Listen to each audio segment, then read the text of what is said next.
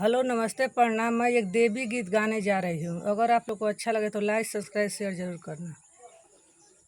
मंदिलवा में बैठल बाड़ी मैया हमार हो, मंदिलवा में बैठल बाड़ी मैया हमार हो, मंदिलवा में बैठल बाड़ी।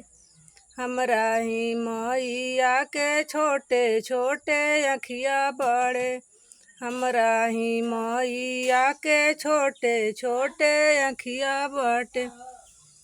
छोटे छोटे अखिया से देखे संसार हो, मंदिलवा में बैठल बाड़ी मैया हमार हो, मंदिलवा में बैठल बाड़ी मैया हमार हो, मंदिलवा में बैठल बाड़ी।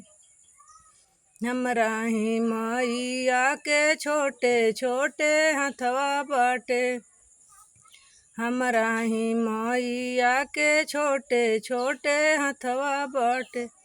छोटे छोटे हथवा से देली आशीर्वाद हो, मंदिलवा में बैठल बाड़ी मैया हमार हो, मंदिलवा में बैठल बाड़ी मैया हमार हो, मंदिलवा में बैठल बाड़ी।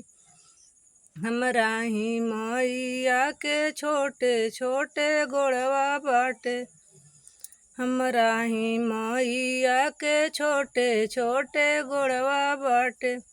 छोटे छोटे गोड़वा से घूमे संसार हो, मंदिलवा में बैठल बाड़ी मैया हमार हो, मंदिलवा में बैठल बाड़ी मैया हमार हो, मंदिलवा में बैठल बाड़ी।